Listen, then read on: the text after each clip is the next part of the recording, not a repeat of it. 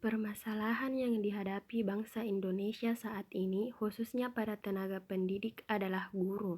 Saat ini masih ada guru yang belum sarjana atau S1 dan ada sekitar 300.000 guru PNS yang belum memenuhi kualifikasi S1.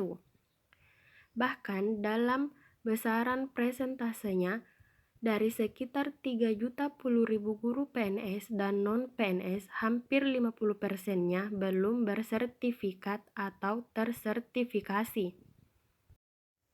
Guru umumnya merujuk pada pendidik profesional dengan tugas utama mendidik, mengajar, membimbing, mengarahkan, melatih, menilai, dan mengevaluasi peserta didik. Dari sini kita dapat melihat bahwa guru memiliki keahlian mereka sendiri, dan tentunya setiap guru memiliki keahlian yang berbeda-beda. Contohnya saja guru sejarah tentunya hanya akan membahas materi sejarah, tidak membahas materi kimia dan olahraga, karena kemampuannya hanya membahas sejarah bukan yang lain. Seperti pendapat dari Marcus Buckingham dan Kurt Konferman, keahlian adalah kemampuan untuk melakukan sesuatu terhadap sebuah peran.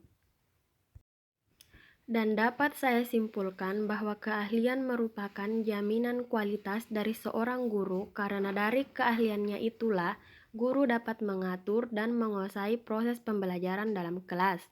Dan mengenai kualifikasi dan sertifikasi merupakan jaminan kualitas dari seorang guru, saya juga setuju karena guru yang sertifikasi lebih berprofesional dalam proses pembelajaran. Untuk itulah mereka disertifikasikan. Tetapi juga guru honorer atau non-PNS juga baik dalam proses belajar mengajar dalam kelas. Intinya di sini semua tenaga pendidik atau guru memiliki keahliannya masing-masing untuk proses belajar mengajar dalam ruangan. Bismillahirrahmanirrahim. Assalamualaikum warahmatullahi wabarakatuh. Waalaikumsalam warahmatullahi wabarakatuh. Baiklah, untuk memulai pembelajaran pada hari ini, silahkan kota kelasnya untuk memimpin doa. Sebelum mengajar, mari kita berdoa. Berdoa dimulai. Selesai.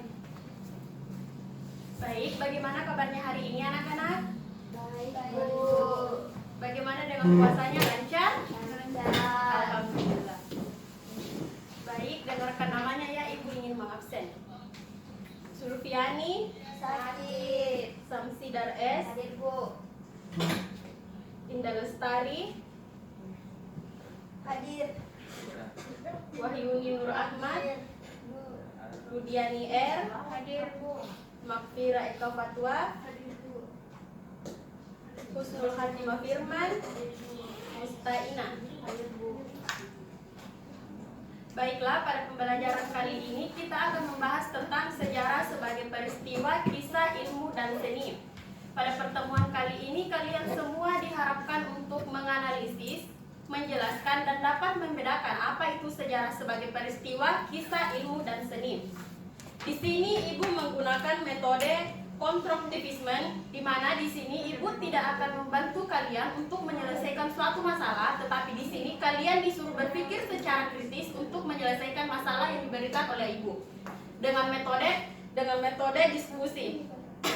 Diskusinya di sini Ibu harapkan semisal kelompok 1 menjawab pertanyaan nomor 1, kelompok 2 diwajibkan merespon, menjawab, atau menambahkan jawaban dari kelompok 1. Sampai di sini ada pertanyaan? Baik, ini materi ajar yang akan kalian pelajari untuk sebentar menyelesaikan diskusi yang Ibu berikan.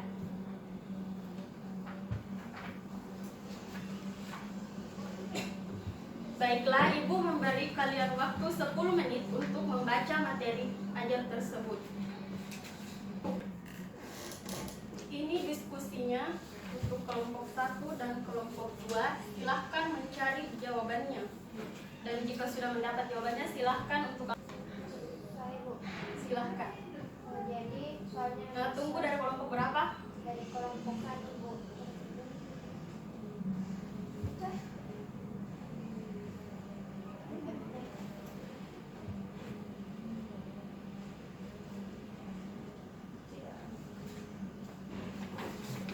Silahkan dijawab.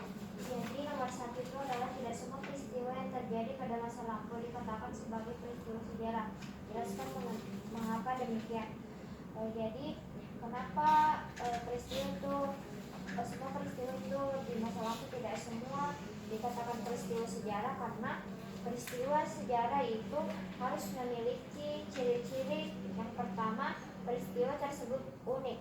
Peristiwa sejarah merupakan suatu peristiwa yang unik, sebab hanya sekali terjadi. Dalam bahasa Jerman disebut einmalig. Yang kedua itu peristiwa tersebut besar pengaruhnya.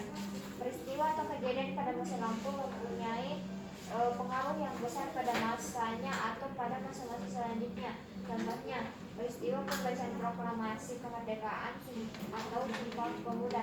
Begitu, Bu.